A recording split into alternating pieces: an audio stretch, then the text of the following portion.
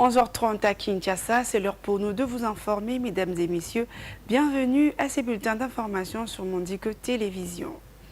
Dans un stade Père Raphaël de la Quiétude bien rempli, aussi bien par des fidèles et des personnalités politiques comme spirituelles, la communauté des églises de la Compassion et l'église Corps du Christ ont rendu un dernier hommage à Blanche Odia Kandolo Tunasi, décédée à Istanbul en Turquie mercredi 2 juin 2024 à l'âge de 39 ans. Et accompagné de la première dame, le chef de l'État Félix Tshisekedi s'est incliné devant la dépouille mortelle peu avant son inhumation au cimetière Nécropole entre terre et ciel le lundi 17 juin 2024. Suivez.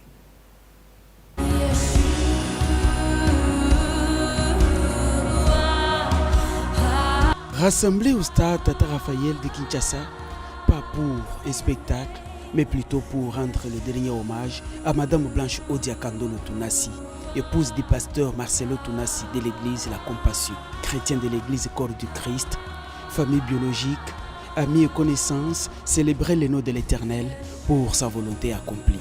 Toujours proche de son peuple, Félix Antoine Tshisekedi Tshilombo, président de la République, accompagné de la distinguée première dame, est venu partager ces moments douloureux avec la famille éplorée. Dès son entrée, le chef de l'État s'est incliné devant la dépouille mortelle.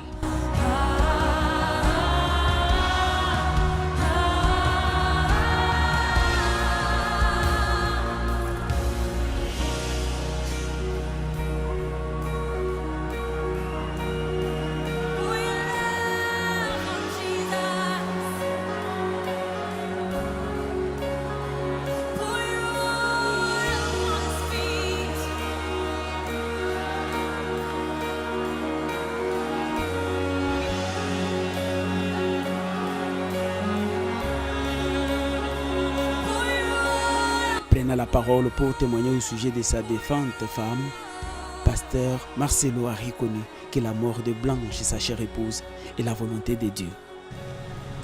Je pensais que je viendrais ici seulement pour prêcher. J'avais prévu en août tenir une action. J'aurais jamais imaginé que je viendrai ici avec le corps de mon épouse.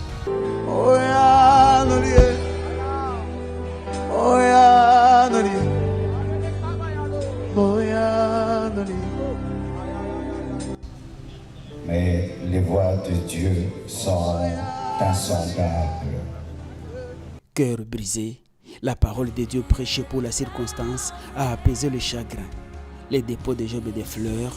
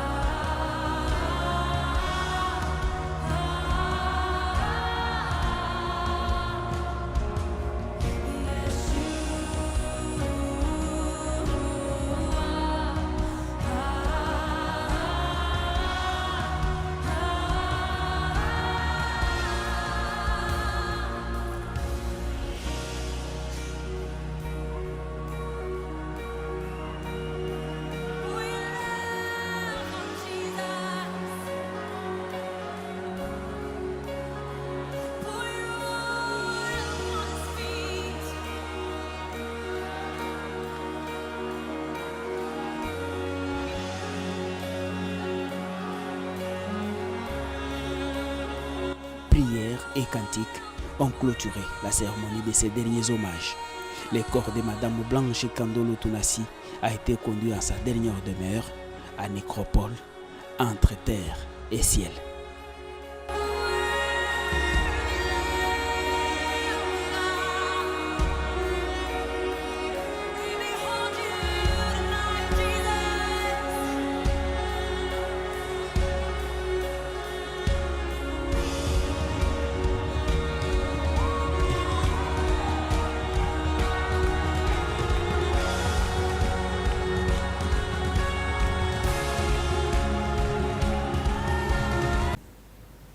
Et en santé, augmentation des cas de monkeypox dans la province du Sud Kivu. La division provinciale de la santé de cette province alerte sur cette maladie qui approche le 1000 cas. Ce qui laisse craindre un débordement. Le stricteur respect d'hygiène est requis afin de lutter contre cette maladie. Bijou Lumuna nous en dit plus.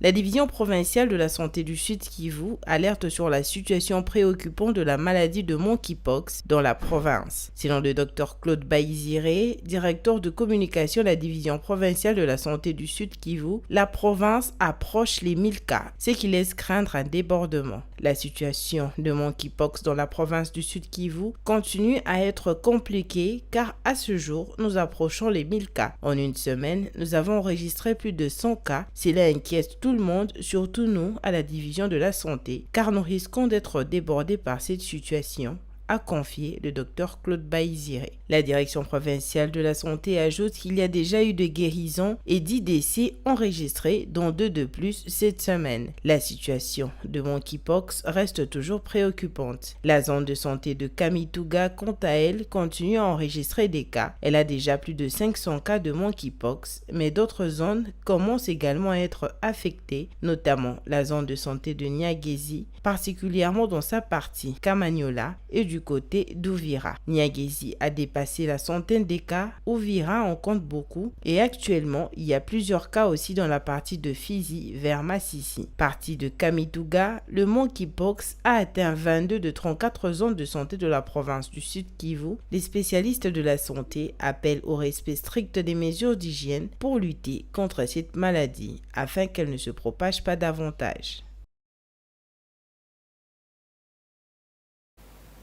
Et pour finir, en République démocratique du Congo, les conditions de vie des personnes de troisième âge sont très difficiles dans leur propre famille. Beaucoup sont marginalisés, ils sont indexés comme des sorciers. Conséquence, ils sont rejetés par leurs membres de famille. Quelques-uns vont trouver refuge dans des hommes de vieillards où les conditions sont également rudes. Pour tenter de corriger cette situation, un député national a porté une proposition de loi portant protection et promotion des personnes de troisième âge. Il est soutenu dans cette initiative par la Commission nationale des droits de l'homme qui fédère tous les acteurs qui travaillent pour cette noble cause. Suivez. Il n'est pas toujours aisé d'être une personne de troisième âge en République démocratique du Congo. Les personnes de troisième âge sont âgées de 60 ans et plus dans plusieurs familles. Dès que l'on vieillit, l'on devient encombrant au motif que l'on est sorcier et qu'on est la cause de la souffrance de la famille. Dans plusieurs cas, ces personnes âgées sont maltraitées dans leur propre famille. D'autres encore les mettent dehors ou vont les déposer dans les homes des vieillards. Dans la commune de Kitambo, le home des vieillards, Martha Lins, tenu par l'Église armée du salut, existe depuis plus de 60 ans. Elle accueille actuellement 18 pensionnaires. Le major Bibi Skinzila en est la directrice. Selon ses propres termes, l'Église n'octroie que $300 américains par mois pour le fonctionnement de ce home de vieillards. Pour le reste, ce sont les personnes de bonne volonté qui leur viennent en aide. Les autorités ne leur accordent aucune aide et pourtant, des vieillards qui vivent ici sont amenés par les autorités communales. Bernadette Lombele est l'une des pensionnaires de ce home des vieillards. Elle vit ici depuis 2 ans à cause des problèmes d'yeux. Elle est mère de 2 enfants. Ses propres enfants ainsi que ses autres parents viennent lui rendre visite par hasard et pourtant elle les a beaucoup aidés.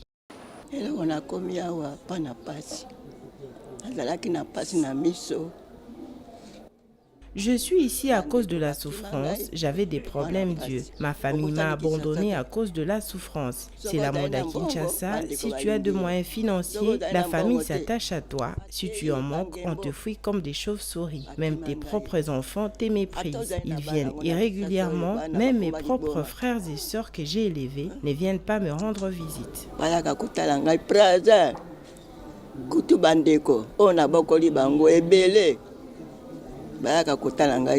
Les députés nationaux d'Edé Mompassa s'est saisi de la question. Lors de la législature passée en 2019, il avait introduit une proposition de loi portant protection et promotion des personnes de troisième âge. Le texte n'a pas été examiné ni adopté. Il compte le réintroduire dans cette législature. Dans le milieu rural, c'est encore plus grave. On les traite de sorciers et ça même a entamé le milieu urbain.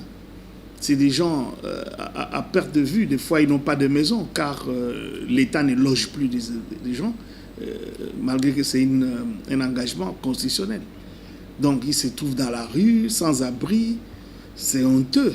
Donc, ce n'est pas correct. Alors, pour moderniser, pour honorer notre gouvernance, l'État, je pense qu'il est nécessaire pour des intellectuels, vous et moi, qu'on puisse mettre en place cette loi rapidement. La Commission nationale de droits de l'homme, CNDH en cycle, a tenu il y a peu un forum avec pour thème « Vieillir avec ses droits ». L'ambition de la CNDH est de fédérer les efforts de tous les acteurs qui travaillent pour le respect des personnes de troisième âge. Foura Ngongo s'occupe de la protection des droits des personnes vulnérables, dont les personnes de troisième âge. Nous sommes allés dans les hospices, les homes de vieillards et même des structures qui s'occupent de leur accompagnement. Donc on a été en rencontre avec eux. Voilà, vu les constats, je peux dire désastreux. Ici à Kinshasa, nous avons vu 2 hommes de vieillards pour l'État, au compte de l'État. Et les autres, en tout cas, sont des privés ou les églises. Alors, voilà comment ces personnes-là, nos seniors, comme nous les appelons, vivent. Donc, c'était des conditions compliquées. En attendant que ces différentes initiatives aboutissent, les personnes de troisième âge prennent leur mal en patience. C'est tout pour le 11h30, mesdames et messieurs. Merci de l'avoir suivi et retrouvez à 13h30 Laetitia Moulalou pour l'édition de la mi-journée. D'ici là, portez-vous bien.